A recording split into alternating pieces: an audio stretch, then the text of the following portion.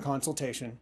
This is Scott Kaplan and Crew Tonight. The very best from today's Scott Kaplan and Crew show on the mightier 1090 AM ESPN Radio. SoCal Sports Talk. Here's Scott Kaplan, Alex Padilla, and John Browner.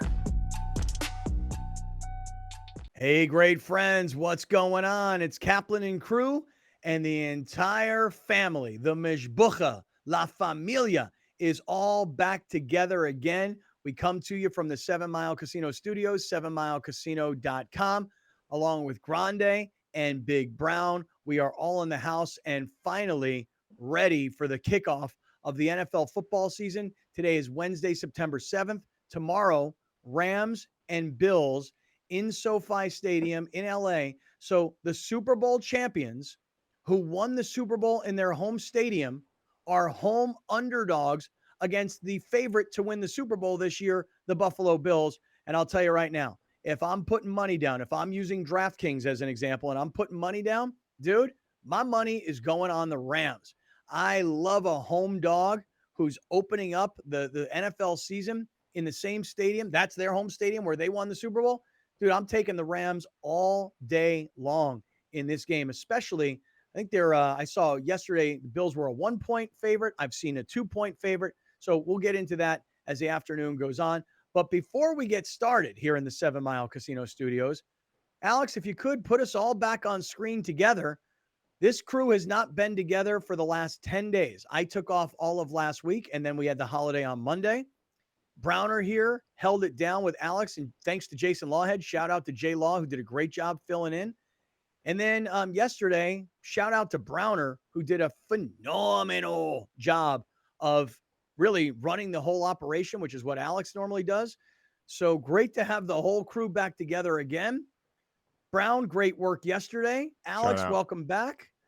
Glad that we're all here because it's grind time, dude. I described it yesterday as the submarine is going under and we're not coming up until about Christmas.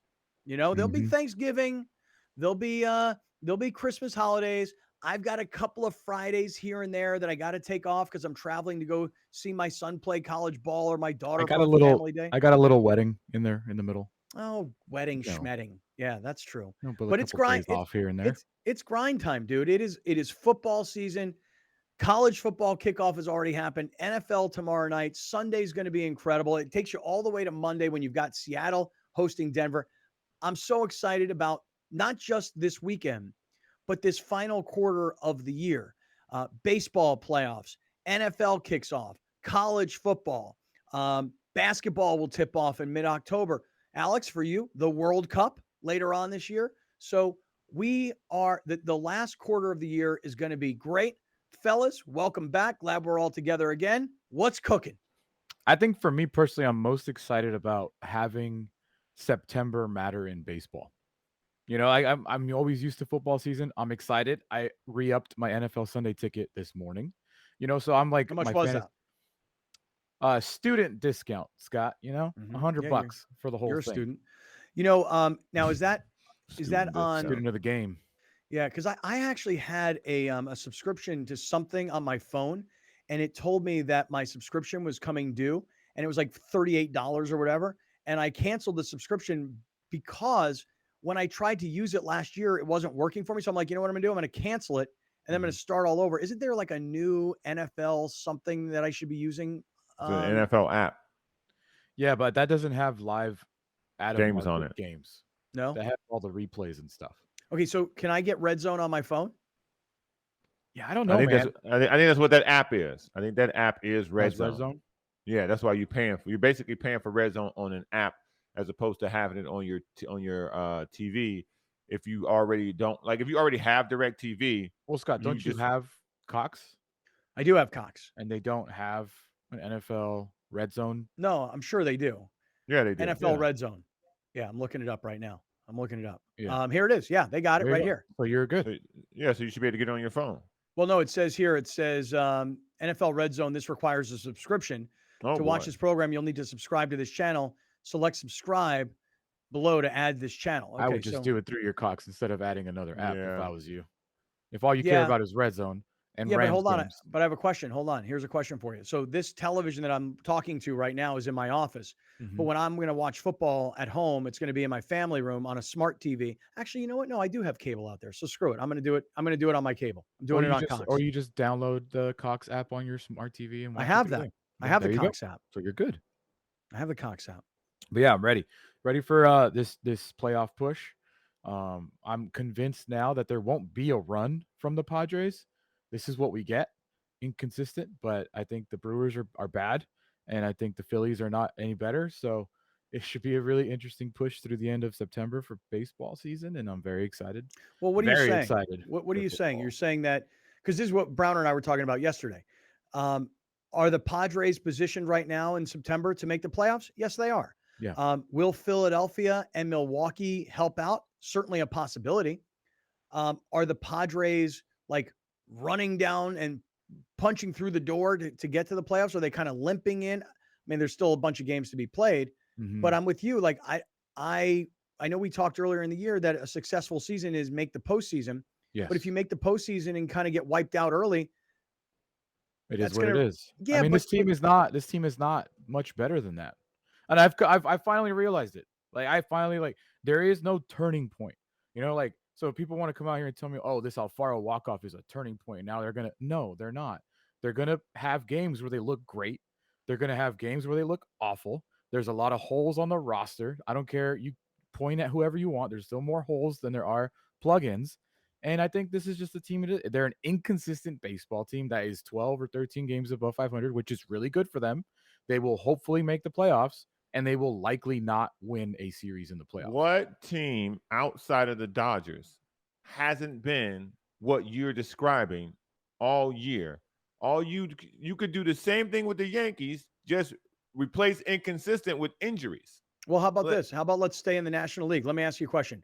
Do you think the Padres are better than the Dodgers? No, Do no, you think not the right now. Padres? No. You think the Padres are better than the Braves? no, Yes. Do you think the Padres are better than the Mets? no. Yes. Okay, so Browner's got two yeses. I would say this: I would give the Padres a shot against the Mets, especially if Scherzer's going to get Hurt. banged up here at the end of the year. But I don't think the Padres are in the same league with the Braves. Now maybe I'll be proven wrong, but Well, I the think Mets the and the Braves. Dodgers It's and the funny. The Braves. Mets and the Braves are now tied. Yeah, Okay. I think the Exactly. Dodgers and the Braves are in a league of their own. And I think the Braves are going to track down the Mets, which they've already now they've caught up to them. And I think the Braves and the Dodgers are the two best teams in the National League, my opinion. By the way, I'm not sitting around watching every Braves game or every Mets game. I'm just talking about highlights and records. Yeah. And I'm not going to sit here and pretend to tell you that I'm watching every Mets and every Braves game to tell you that their inconsistencies or their consistencies and their ups and their downs. All I see is that they're 11 games better than the Padres. And I watch the Padres every single game, and I am telling you, it is a fact that they are just not that good. If you ask a Braves fan who watches as much as you watch the Braves as you watch the Padres, they will give you a rundown of some things that are wrong with the team.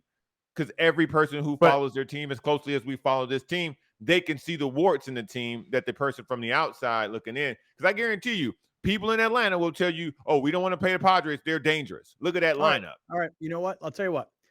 Great idea, Browner. Let's do this. Let's get a Mets perspective. Today's Wednesday. Tomorrow's Thursday. Obviously, the big kickoff of the NFL season is tomorrow. So I'm just trying to think in my head when we want to do this. But I'll give you a Mets expert this week, and I'll give you a Braves expert this week. Colleagues of ours in those cities. I'll get Sid Rosenberg to talk about his Mets. I'll get a guy. I got a guy in Atlanta named Mike Bell. I'll get him on to talk about his Braves. And I wonder if what you're saying is right, which is if you're a Braves fan, you're like, "Ooh, we don't want to run into the Padres." And if they say that, then I want to hear from them why. And if their answer is, "Well, you guys made this great trade for Juan Soto," my answer would be, "Yeah, Have you watched them? I don't see it. I mean, Because they I know what haven't. his, That's what I'm I know, saying. Right. I know what his So, career like, is. what am I saying that got you so riled up about the Padres? All I said was Because they have a fighting chance to get into the playoffs. They are an inconsistent baseball team. They will not go on a run to comfortably make the playoffs. And then I think that they won't win a series in the playoffs. What's so crazy about that? my only reply to you was, every team, with the exception of the Dodgers, has something that their fan base or people who follow the team closely are worried about or have negative impressions of certain parts of their team, like everyone does. I guarantee you there are Dodger fans like, man, I don't know. Yeah, This Greg blah blah Kimbrough's blah. still our closer. Yeah. Like everybody's got something. I would rather put it like this. For me, I would rather be where the Padres are right now, because I know down the line guys are going to be tested. The Dodgers ran away with it. It's over. Look what happened to the Yankees. They almost ran away with it, and then all of a sudden the wheels came off, and now they're in a dogfight. So I would rather be where the Yankees are, because you're getting tested going into the playoffs, where you will only be playing against the best, and you will be tested every night against a high-level player. I would rather be in that energy going into the playoffs as opposed to be skating and then game one, here we go. Like I don't prefer. I don't know. that. I just look at I'm not this, buying that. especially when you're talking about playoffs. You're talking about you got three Playoffs. guys, you got three starters, right? Most of the time, you got Which is three all guys you'll that are need. going to go out there. I don't think the Padres have three guys right now that you can trust on any given night. And by the way, hold on. That's a lot to say. Hold so on. you That's a don't lot to trust say you, because we Darvish. were Musgrove. We were the guys leading the charge for pay that man. Right. And on a night like last night, it's actually kind of remarkable, isn't it? Musgrove doesn't have his A game, only makes it 4 1/3, and the Padres are down 5-0, and they wind up storming back and getting the bases loaded in the bottom half of the ninth, and they come up with a walk-off, a walk-off single that scores 2 runs. So on a night where Musgrove isn't at his best, where normally he's at his best and nobody can hit and nobody scores any runs, I mean, nobody really hit last night, but eventually they found a way to grind it out and win the game. So, I mean, your point about the pitching staff, do you trust Yu Darvish? I do, yes. He's like the one guy that I would, you give him the ball. At this point, do you trust Blake Snell? No. In a playoff situation, I do. Why though? Well, what has he shown you this year? Because I've seen it. 2 years ago, 3 years ago. I've seen it. I've seen it in stretches this year. He's had 2 stretches this year where he was fantastic. How about Musgrove? You guys trust Musgrove right now? I trust Joe Musgrove to go out and be consistent. Okay. Well, last night I trust every starter on the rotation to give up runs, and you will trail early. You're not going to give the ball to Minaya. That's a fact. You can't. He's out. He's out. You can't. He's out. So you're talking about Snell, Musgrove, and Darvish. By name, you're like, yeah, if you're talking to Braves fans and Phillies fans and Mets fans, you're like, oh wow, that's a rotation, right? Those are 3 guys I don't want to see, to Browner's point. But if you see them, they're not that scary. They're just not. Especially the way Musgrove's pitched since the All-Star break. Since he got paid. And Snell, talk about inconsistency. He's the most inconsistent guy we got. Sometimes he looks like an ace for 5 innings, and sometimes I just want to know this. I just want to know what happens. I want to know what happens when a guy comes in and is advertised as the best hitter in baseball, then puts on a Padres uniform and becomes a Padre rather than remaining as the best hitter in baseball. I mean, he's a tough out. He gets on base all the time, but he's not. But he's not what he lived. He's not what you lived up to. But that's not what he's. John, he gets on base. That's fair. I give him his credit. What he was advertised as, particularly around the trade deadline, was this guy is the best hitter in baseball, is a generational talent. Yes. I'll ask you this question. Have you seen that yet in a Padres uniform? Have you seen him be the best hitter in baseball? Have you seen him be so much better than everybody else that he's playing with or against? I haven't. No, I haven't. Now, from a power, again, I'll repeat this, from a power standpoint, it has been underwhelming. His defense has been good, and his battles at the plate have been as advertised. The only thing that is missing is the power. The power hasn't been there. But I would say gets power, on clutch. Yeah, it's nice that he gets on base, but at the same time, you were brought on to provide runs, to score to hit home runs. You were traded because you were going to be a game changer, right? Not a leadoff man. Have the Padres offensively been drastically better since the trade? No. In fact, I would say they've been more frustrating because expectations went through the roof. Right. That's the way I feel about it. Yeah, I just think that I'm not telling you that the Padres won't make the playoffs. I think that they can. I think that they probably will. I just don't think that anything really. There's nothing that comes out of this team that I'm like, wow, I'm so confident right now. I am so in on this team. I think they're gonna go out there and I think they're just gonna make a run. Like they just we've been expecting them to go on a run. Remember we talked in August, like, oh, this schedule sucks. Here they go. And then they go out and beat the Dodgers one game, and then they get their ass smacked to them, like right back in their face, super hard. And then the Diamondbacks, who've been one of the hottest teams in baseball, they come out here and you need a miraculous comeback victory against. Like that's what they've done all by the year. way, not to mention they were shut out the night before from a guy making his major league debut. Right. And this is just that's all the way I'm saying. You guys want to look at it. That's the way you guys want to look at it. But you're not talking about before you played the Dodgers when you swept the Giants and then you took 2 out of 3 from I can't remember the team they played before that. And yes, you got beat by the Dodgers and you got stumped by some kid making his first time start, which that happens a lot around the league. A guy making his first start does great. Yeah, but against the lineup that's supposed to be so powerful. If you haven't seen a guy, you haven't seen a guy. I know, but so what? He's a kid coming up from the minor leagues facing 2 of the best hitters in baseball, at least 2. Again, if you haven't seen a guy, you haven't seen a guy. And last night, what happened? What happened last night? Down 5, you pull the game out.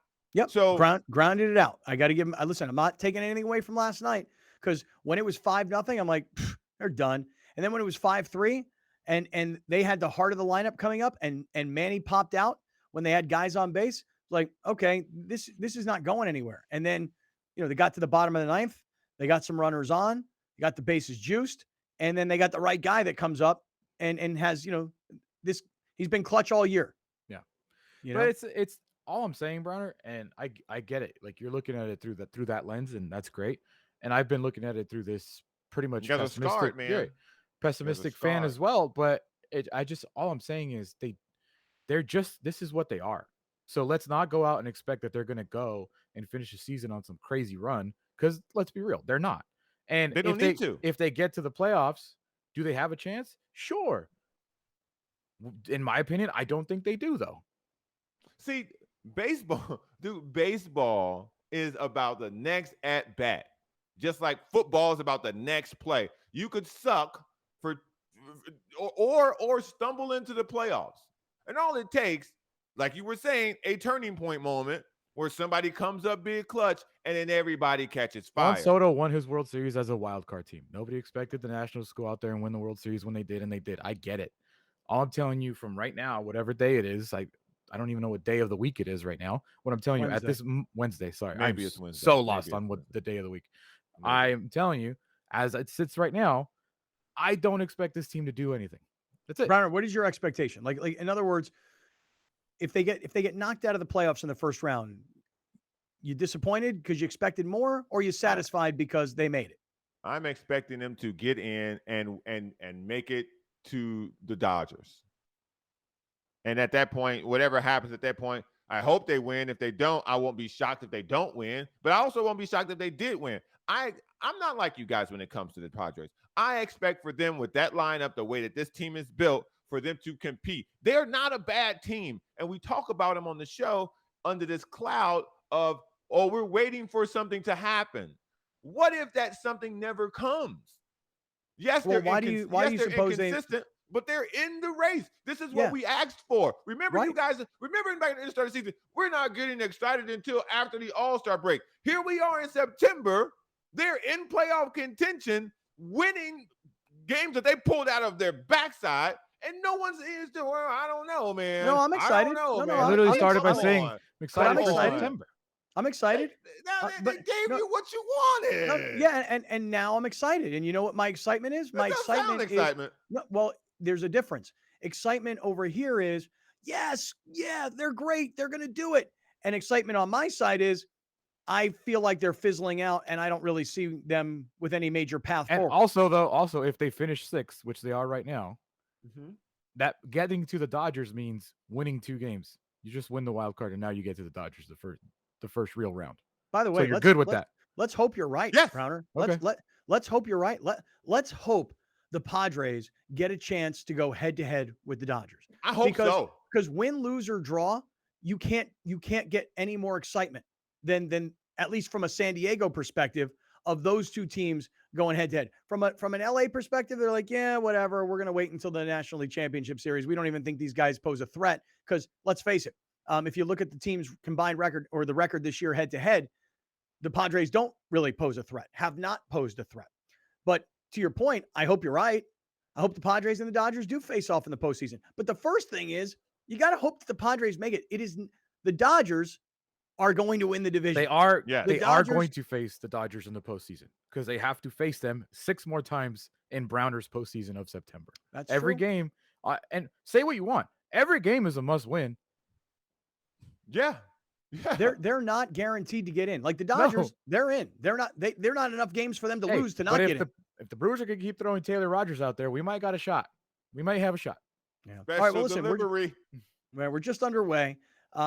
We started off with all the excitement of what's happening around the world of sports in the next few months, and Alex jumped right in with what he's most excited about is September baseball. So we're just getting going. Grande is back. I really do want to hear about what you were doing because you were on another bachelor party, and I want to hear about that.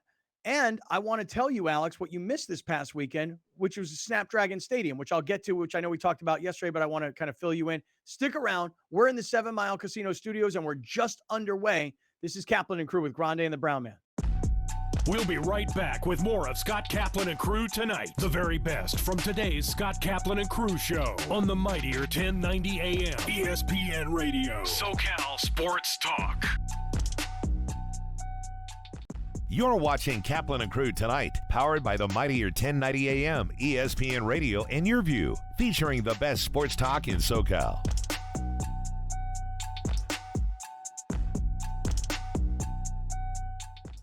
Dominating the SoCal radio airwaves for over 20 years. Join Scott Kaplan, Alex Padilla, and John Browner for Kaplan and Crew every Monday through Friday, 3 to 6 p.m. only on the mightier 1090 ESPN Radio, SoCal Sports Talk, and the mightier1090.com.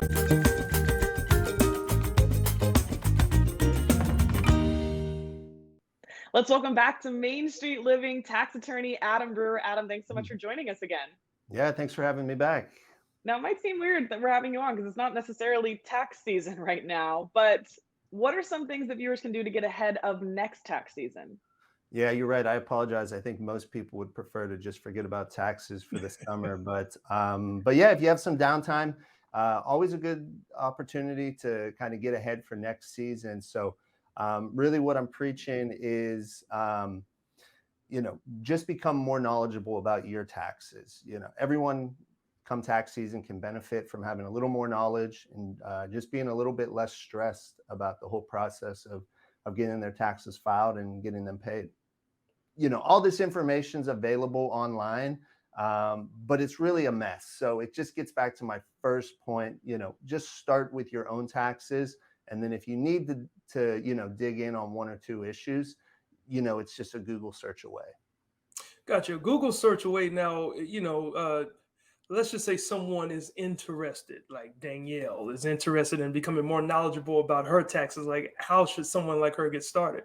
Yeah. So Danielle, you're interested. You should start with, your last year's tax return. So I'd say get out your last year's return. Form 1040s, going to be the first page there. And really look and see what lines are populated. And then, make sure you understand those roles. So if you have dividend income and you see, what's a qualified dividend, go in and figure it out. Likewise, if you see anything that's missing. So, a lot of taxpayers now are paying a ton in student loan interest. And then they look at their tax return and they go like, whoa, that's limited to $2,500. That would be a role that you'd want to dig in and really figure out how it impacts your actual tax return.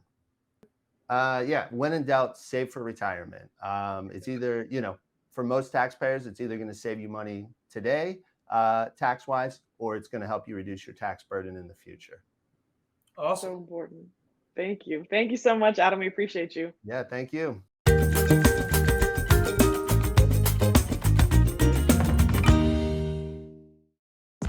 Welcome back. This is Scott Kaplan and Crew tonight. The very best from today's Scott Kaplan and Crew show on the mightier 1090 AM ESPN Radio, SoCal Sports Talk. Here's Scott Kaplan, John Browner, and Alex Padilla. All right, great friends. It's Kaplan and Crew with Grande and the Brown Man. We are in the 7 Mile Casino Studios, 7milecasino.com. As promised, from Fox Sports, NFL writer Eric Williams is set to join us. As a matter of fact, we see Eric here on the podcast portion of the show. But the last time we were actually with Eric was at 7 Mile Casino and 7milecasino.com. We had a great night. Eric was there as our guest as part of the Supper Club. But, Eric, we were all talking NFL back then, and now we're finally here tomorrow, the kickoff between the Rams and the Bills. I know you wrote about Aaron Donald and Von Miller and this game and these two players in particular, but it's great to have you back. Looking forward to having you all football season, so thanks for being here. Yeah, no, always appreciate you having me, Scott. Happy that we're starting the NFL season now. We can actually start watching games, talking about them. Certainly a lot of storylines out there as we begin week 1. Yeah. So why don't we start off with the Rams and the Bills? It's kind of hard to believe in some ways that the Rams, the defending Super Bowl champions at home in the same building where they won the Super Bowl, that they're underdogs in this game. And I feel like it's because the whole world has, kind of put their belief in the Buffalo Bills. Look, they got a young superstar quarterback. I'll grant you that. They got a lot of weapons on offense. The Von Miller signing is not, in my opinion, necessarily purely about how good he is at this stage, but the fact that he's got 2 Super Bowl rings and can, I almost say, like, teach championship winning inside of that locker room. And maybe I'm making too much of it, but I think the Rams are going to win this football game. How do you feel about this game?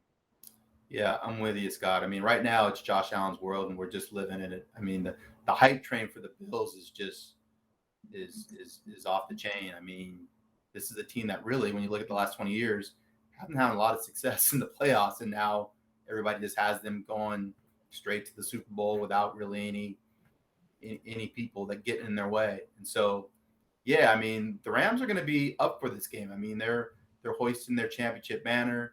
Ozzy Osbourne is going to get out there in his wheelchair and perform at halftime, apparently. Is that really who they got? Yeah, Ozzy's going to perform at halftime. Oh, I'm actually interested to see that. I mean, listen, Ozzy has this new album, and I am thinking to myself, okay, Ozzy's got to be older than my father at this point.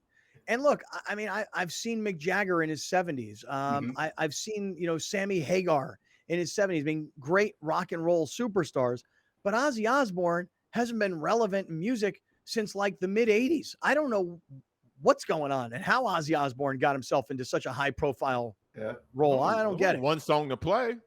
Hey, he's going to play Crazy Train. Yeah, that's it. Yeah. I mean, that's all we need to hear, right? Right, that's it. And wheel them on off the stage. If he could do "Take Me Out to the Ball Game," that would be entertaining. No, please no. Please no. When he talks regular English, like what he say, soon as he starts singing, you get it. Yeah. But no, nothing outside of the songs that he does normally. Yeah. No. Extended remix of Crazy Train, and we're good. Right. So Eric, so you like the Rams here in this situation also. I mean, the emotion, the home crowd, the raising of the Super Bowl banner. Most of these guys are fresh. I mean, I did read some reports about Van Jefferson, their number 3 wide receiver. He's probably not going to play. Yeah. So, but I mean, it just feels like, opening night at home, I'm taking the Super Bowl champs. Yeah, I agree with you. They're healthy. I mean, Van Jefferson's the only person I think on their roster right now that's not slated to play on Thursday. There's been a lot of talk about Matthew Stafford and his elbow, but I've watched him a couple different times now in practice, and he looks like Matthew Stafford. The ball is humming off of his hand. I think that's more of like a long-term issue that we'll have to see how it plays out in the second half of the season in terms of his elbow. I just think they're going to be ready to go. Sean's going to have the schemes dialed up in terms of what he wants to do offensively. And then, Aaron Donald, he's already swinging helmets at people, so he's ready to go. So yeah, I just think they're locked in. All right. Eric Williams from Fox Sports is here, and he's going to be with us on Tuesdays, today being Wednesday, of course, but he'll be with us on Tuesdays throughout the season. And so, Eric, I know that Alex here and Browner probably want to jump all around the league. I do too. Fellas, is there a certain game you guys want to discuss? Because there are a lot of games that I would actually like to hear what Eric thinks about. Browner, you want to jump in? Well, I think, or Alex, feel free. Yeah. I think it's kind of going under the radar for week 1, but Arizona, Ooh. Kansas City. I mean, that's like a great game to kick things off. Obviously, Arizona made it to the playoffs, and Kyler got paid. And Yeah. what's Mahomes going to look like without Tyreek? What do you think, Yeah. man? See, Alex and I think alike, man, because I was looking Yeah. at that game too. I wish I could go to that game, but I'm actually going to Seattle to watch Denver and Russell Wilson's return. But Which, by the way, that's a game I'd like to be at. I'll tell you that That right now. game's gonna Yeah. suck. Yeah, Stop but it. the What are emo- y'all but the- doing but here? We no, just but- talked about two fantastic matchups. Opener, and then you got Kyler Murray and Patrick Mahomes, and y'all finna give me Geno Smith against Mr. Broncos County. Let's ride. Come on, Yeah, man. no, No, but what are come y'all on, doing? County. come on.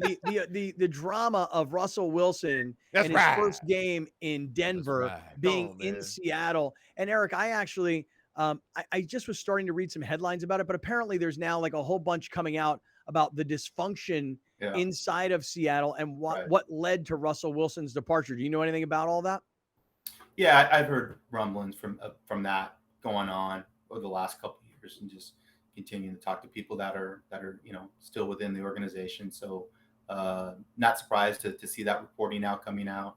I think Brady Henderson had a good article kind of outlining, detailing through sourcing, that relationship and how it kind of got worse over the last couple of years, which led to him moving on to Denver. Alex, I'm going to get back to Cardinals here in a second. Let's go. Yeah, all good. Let's go Denver first. Obviously, I'm interested to see how Russell Wilson is received. When he gets on the field, are we going to hear boos? Are we going to hear cheers? I would hope people kind of respect, what he did for that organization, for that team, and at least acknowledge him. Golf clap or whatever, and then get after him. Once the game starts, I'd have a feeling that's probably not going to be the case. You mentioned Geno Smith. Is the guy that's going to be holding down the quarterback position for the Seahawks for now.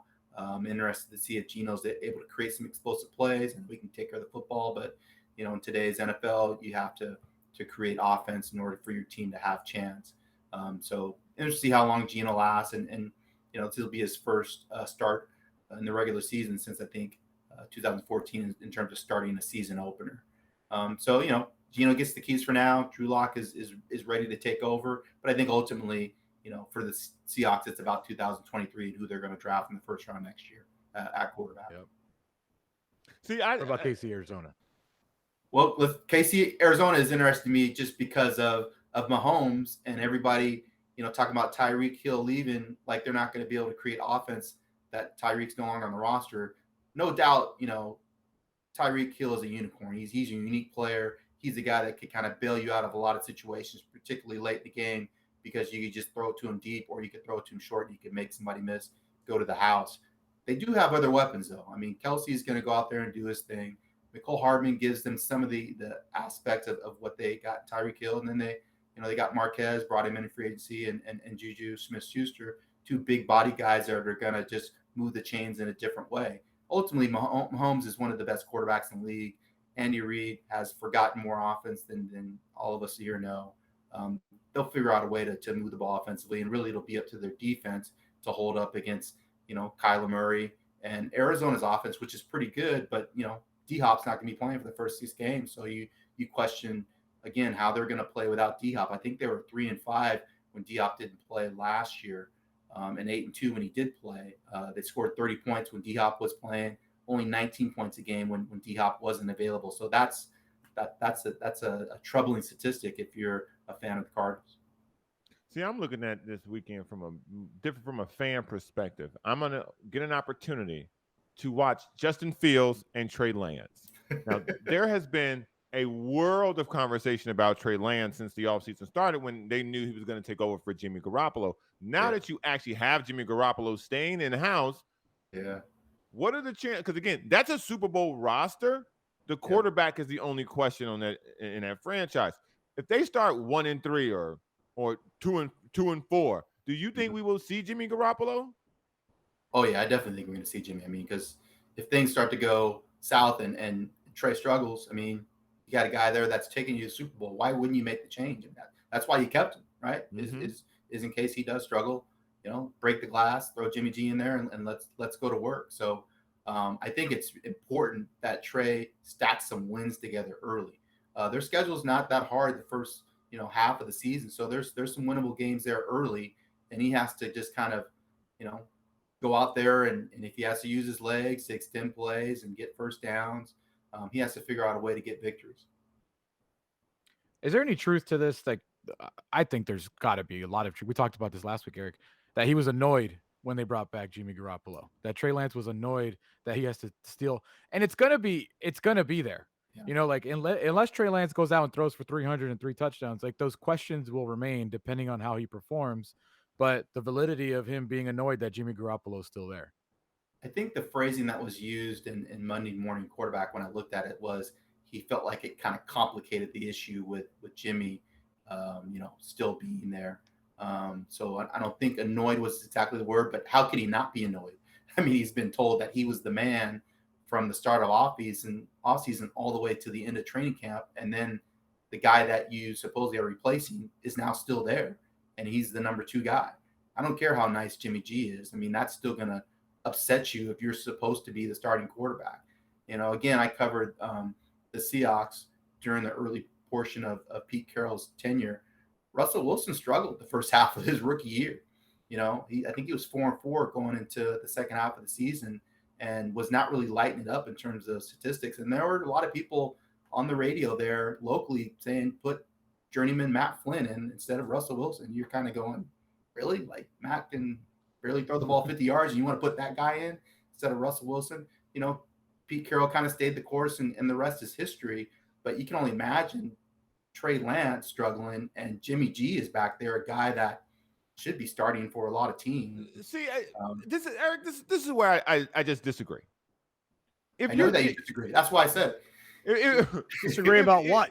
If you're Trey Lance, what the hell you care about Jimmy Garoppolo? They moved heaven and earth to get you here, to put you in this position. Like, they sold on you, not him. He's where he is now because you showed up. So it doesn't matter what he did. It's what you're going to do going forward. And so if he's still sitting around agitated because they cut this man's pay just because nobody else wanted him, toughen up, Playboy. You in the NFL. Yeah, but come Metro on, man. State or wherever the hell he was at.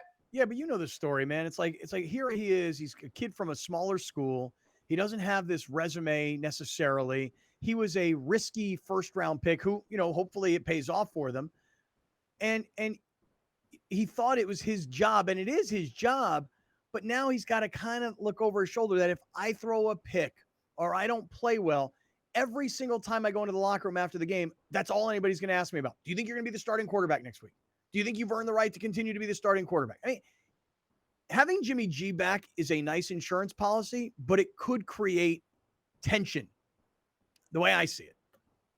And really, playing is about confidence. You want your quarterback to be confident going in every week. How can he be the most confident if the guy that he replaced is still on the roster and you chose as an organization to keep him there?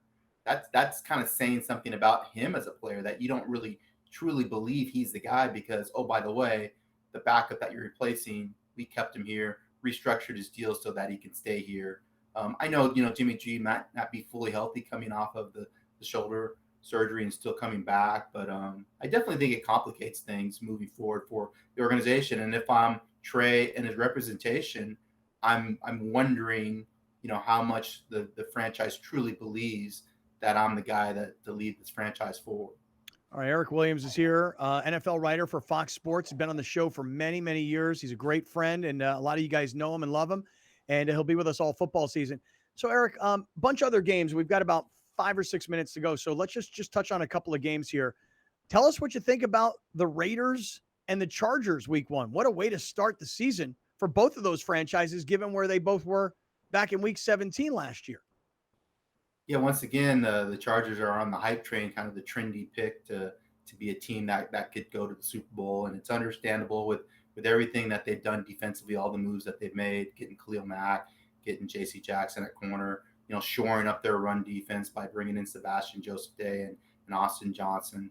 Obviously Justin Herbert is a huge part of that because of what he can do offensively. And then, oh, by the way, they face the Raiders, which we know are going to pack the stadium at SoFi. So they're not really going to have a home field advantage. And that's the team that you lost to at the end of the season last year that kept you out of the playoffs. So it's an interesting matchup. Raiders have a first-year head coach, Josh McDaniels. They got Devontae Adams, one of the best receivers in the league, made a move to get him. So they're going to be better offensively. But I think for me, the matchup comes down to the Chargers offense against the Raiders defense, which I still feel like is a work in progress. And I think the Chargers will score enough points offensively to come out with a victory. I actually want to disagree with you a lot, but I don't know, like week one, maybe. Like I just think there's a lot of changes with the Raiders because when you get a Devontae Adams, you have to give him the ball somehow. Yep. Like Derek Carr is going to find a way to give him the ball. So, but as far as the Chargers go, how big is the loss to J.C. Jackson? Like I think they already ruled him out. He's not playing week one. Yep. Are they still pretty stacked everywhere else where it's not really going to matter, or who's going to cover Devontae? No, I think that's a great question, Alex. And I was going to kind of bring that up next because now that you have the guy that you paid all the money to that's supposed to lock up, the number one receiver on their side, he's no longer available. Now you're looking at, Asante Samuel or Michael Davis. Bryce Callahan, I believe, is kind of their slot guy. So you're going to have to bracket Devontae, in my opinion. Like, you just can't let him beat you. So I would think you double him, however they want to do that, get it done, and then match up with the rest of the guys. You got other playmakers on their offense, Hunter Renfrow, obviously, tight end Darren Waller. They're going to run the ball. Josh Jacobs, that's who killed them the last time that they played. They couldn't really, stop the run game. So you're right, Alex. There are some issues there, but I think this is one of those games that the Chargers need to figure out how to get, because after this, I believe they go to KC in week 2. That's always on Thursday night. On Thursday night, always a tough place for them to play. I hate to ask this question because I hate talking about these two people together now at this point. Come on, man. Come on. I know where you're going. Why do we have to always find a way to talk about the Cowboys? And now they throw Tom Brady in there. The Cowboys are going to suck this year. They're going to suck. Look at their roster. They're hurt. Zeke's old and Dak's overrated. And now you're going to throw in Tom Brady, who's got personal problems. The only thing that could stop Tom Brady now, apparently, is his wife. So now where we're at, who wants to watch that? I do. I love it. I do. Tampa Bay versus Dallas. Me too. Yeah. Come on, Brown. It's America's team, man. Which America? That's the rule. Which America? Come on now. Don't talk about it. Which America? I just know it's America's team, Browner. I mean, that's how we grew up, right? Okay. Drew Pearson, Roger Staubach, 70s. Tony Dorsett. Yeah. Aikman. It will be weird to tune. It will also be weird turning into a Fox game. The Cowboys are on. Troy Aikman's red eyes aren't there. Looking like white Jay-Z. Yeah, it's gonna be looking weird in there. Now it's like the new team. Yeah, man. I like this game. I don't care what Browner says. Sunday Night Football. You got the biggest brand, the Cowboys, against the biggest star, and by the way, a lot of drama in his real life against Tom Brady. So for me, I love stuff like this. This is why I love Denver, Seattle. This is why I love the Chargers versus the Raiders. I love the storylines. I love Carolina versus Cleveland. So, Brown, I'm. What about like last year's MVP Aaron Rodgers against this year's MVP Kirk Cousins? Like that's week 1 too. Wow, I can't believe you threw Kirk Cousins in there like that. Why would you do that? I'm sorry, that's not me. That's Hall of Famer Michael Irvin picking him. Okay, that's not me. Michael Irvin on the NFL Network picked Kirk Cousins to be the MVP of the league this year. That is correct. That might be a little bit of a stretch. Hey, he had better numbers than Aaron Rodgers last year. I'm telling you, he had better numbers than Aaron Rodgers last year. Not Kirk Cousins wins the MVP. that trip, yeah, exactly. Column, Jack. Look it up. Who's Aaron Rodgers going to throw it to? The 4 of us could suit up for the Packers at wide receiver this year. Hey, Lazard's already hurt. Hey, go get some receiver gloves, Alex. Let me see how you run a stick route. I'm not fast, but I'll catch. Let me see your out route. He's more of a tight end. Browner's more of our lanky, tall, stretch the field kind of wide receiver. Threat. I'm the red zone threat. Yeah, right on. Should we all make a Super Bowl pick since it's the season hasn't started and now it's fair? Oh, you mean a Super Bowl winner or like who's going to be in the Super Bowl? Both. I got Niners over Chiefs. Niners over Chiefs in the Super Bowl? Yep. That's a great pick. That is a great pick. Great pick. That's a great pick. What's in that blue cup, Eric? See you later, Alex. It's funny you say that. Share. You know how many people are picking Buffalo to win? I'm going in the opposite direction also. Like I'm looking, I haven't like come up with like a really solid pick, but I'm looking for somebody to knock off the favorite. I could see Tom Brady and the Buccaneers getting back to the Super Bowl with all the injuries on the offensive line, everything else. It's still Tom Brady. I still think there's a chance. And I don't even know where I'm going in the AFC. I may go way out on a limb and take like Denver. Hey, Eric, we got like 20 seconds. Do you have a pick for real? Oh, no, that's my pick. That's it. That's just it. You're sticking with that. San Francisco over Kansas City. Wait, I think I picked Chiefs over Niners in print. So I gotta stay with my pick in print, which I believe I got the Chargers. Chargers. I got the Chargers. I got the Chargers in the Super Bowl. Stop. Eric Williams, it is great to be with you always. We look forward to having you on Tuesdays. Everybody should go to foxsports.com and read all of Eric's work. Stick around, everybody. We are in the 7 Mile Casino Studios, 7milecasino.com. We got a lot more coming right back here on Kaplan and Crew. Hunger is a year-round problem. The San Diego Food Bank and our North County Food Bank chapter provide food assistance at locations throughout the county. We need your help. Host a food drive, volunteer, or donate online. Thank you for making a difference. You're watching Kaplan and Crew tonight, powered by the mightier 1090 AM, ESPN Radio, and Your View, featuring the best sports talk in SoCal.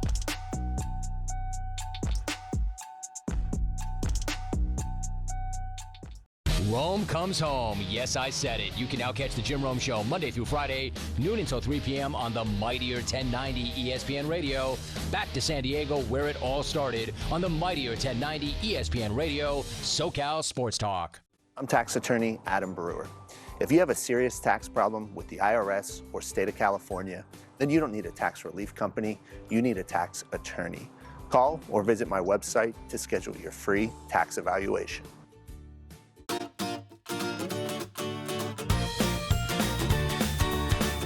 Please welcome 4 of the 5 San Diego County Teachers of the Year from the 2021-2022 school year. From Central Elementary School, Laura Reyes. From Westville High School, Tiffany Jokers. From San Jose Elementary School, Jacqueline Jordan. And from St. Joe Chavez Middle School, Zara Sanders. Teachers, please deliver the pitch. San Diego County Teachers of the Year with their honorary pitch.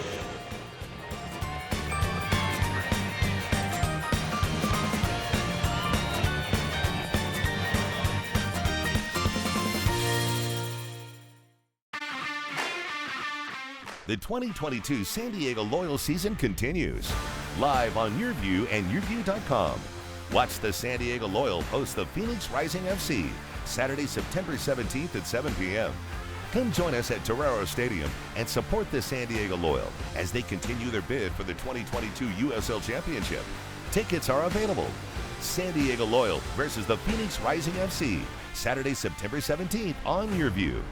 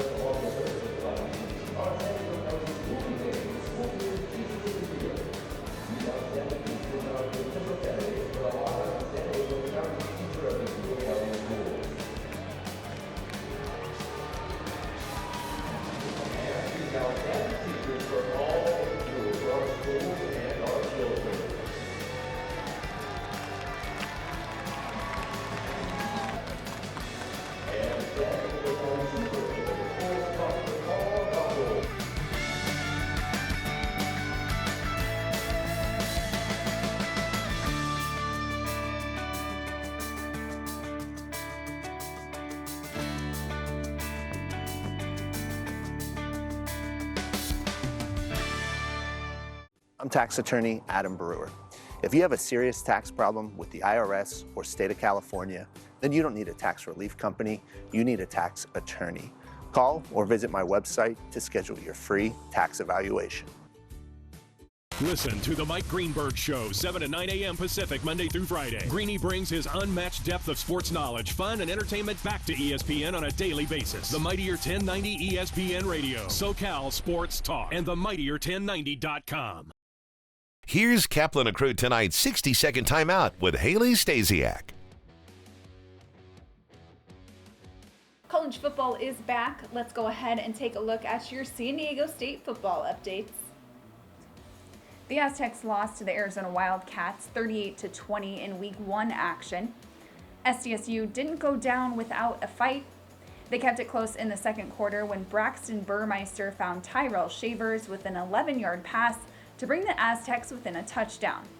But Arizona got off to that fast start and were able to maintain it, up 31-10 early into the second half and ultimately getting the win. Next up, Sdsu takes on Idaho State. This is the first time since 2004 the teams will be meeting. Sdsu got the win back in 2004, 38-21. That's your 60-second timeout. Now back to more Kaplan and Crew tonight. Kaplan and Crew tonight's 60-second timeout is presented by YourView.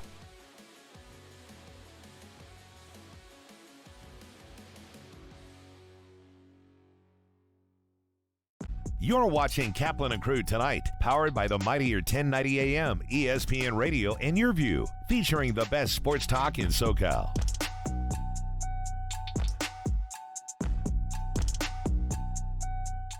What's going on to all the great friends that watch the show on television here on Cox Your View? What you're about to see will never be heard on radio, won't be seen on YouTube, no audio podcast. This is just for you here on Cox Your View. Hey to all the great friends out there that watch on Cox Your View. You might be in San Diego, Orange County, LA, Santa Barbara. We're happy to have everybody here. What we love to do in this time is it's a Cox exclusive. This is stuff you're only going to see here on Cox. Not going to hear this on radio on 1090. Not going to see it on our YouTube channel. Not going to hear it on any of the audio podcast platforms. This is just for you guys that watch on Cox Your View. A really big show coming to the Scottish Rites Event Center in Mission Valley in San Diego. If you love trading sports memorabilia or buying or selling, this is going to be the place for you. It's coming up on August 6th and 7th. And here's the guy running the entire operation. Here's Joe Oliveri, known to his friends as Joe O from SD Collectibles, who's running this show. Hey, Joe, how you doing, man? I'm doing great. Thanks for having me on, Scott. Always a pleasure. Yeah, my pleasure, man. Let's talk about this. Tell us about why people need to know about your show, SD Collectibles, on August 6th and 7th.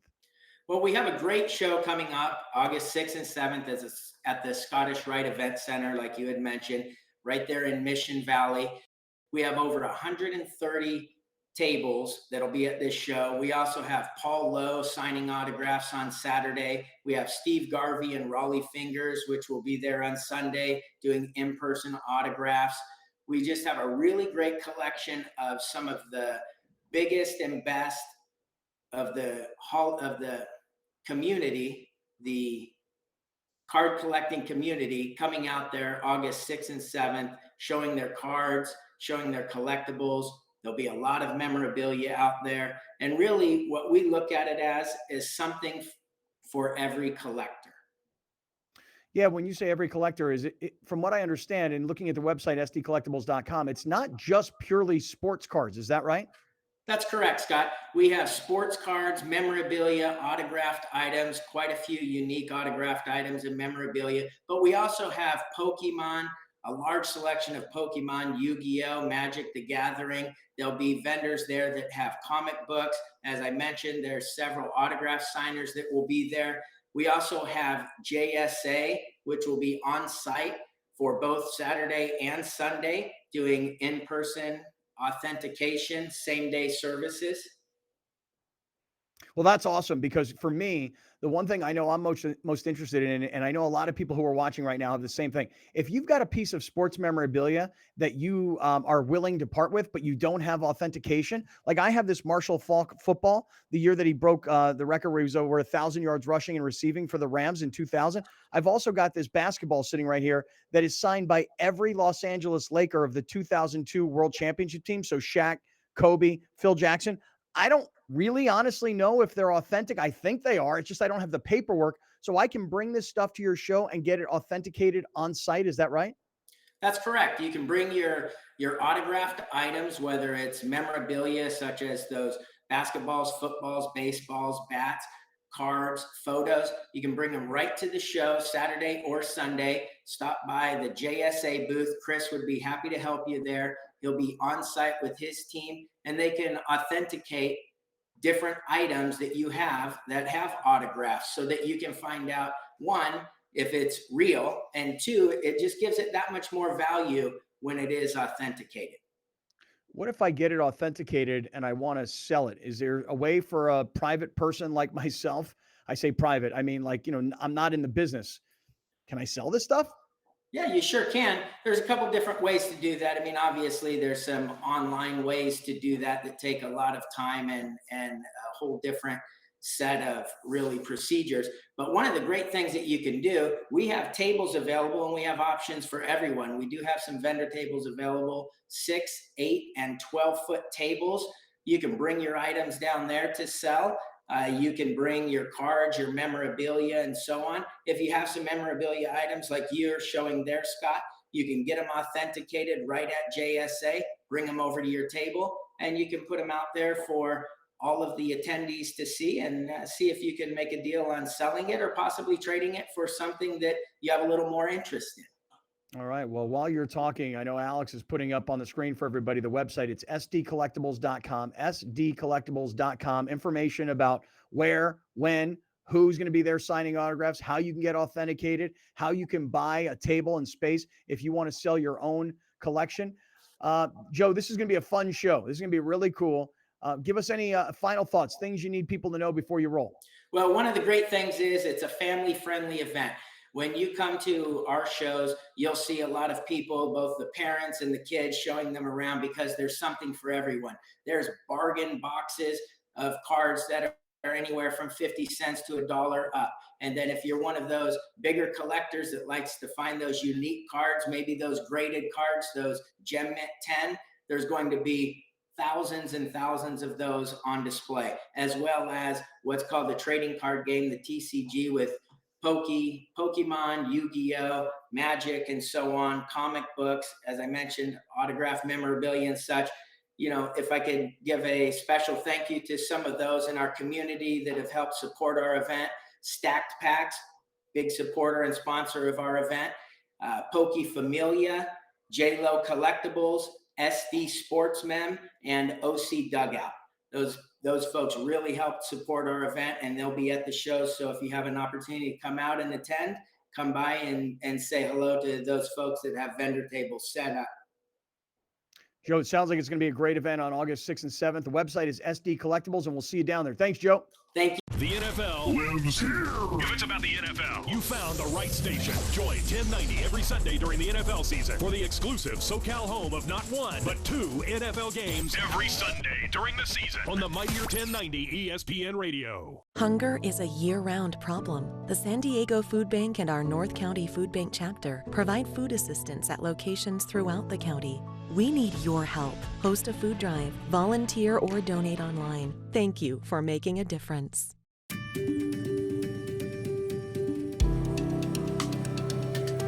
Home of Guiding Hands helps San Diego community in that we're a resource for families. A lot of times when families first identify that their child, their loved one, might have an intellectual or developmental disabilities, they don't know where to go. They don't know what to do.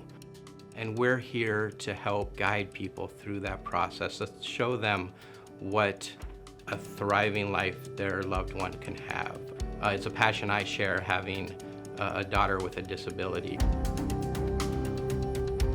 I really love the place that I live at. Because of Home of Guiding Hands, I was able to move out of my parents' house and into a beautiful home that I love living in. And so if you have an independent living service coordinator, they will help you learn more about being independent, and they help guide you through different things. They've helped me with lots of encouragement and love. They've also given me an ILS worker who is an amazing person, and I love her so much. She's great. I could tell you the first, week or so, I wasn't feeling very confident in myself. The first couple of nights I was like, oh, this is scary. But I look back on it now and I'm like, this is so easy. Main Street Living celebrates diverse abilities in partnership with Home of Guiding Hands, supporting the special needs community for over 55 years. Thank you for joining us. Catch Scott Kaplan and crew tonight from 7 to 8 p.m. Pacific every Monday through Friday. The very best from today's Scott Kaplan and crew show on the mightier 1090 AM ESPN Radio, SoCal Sports Talk.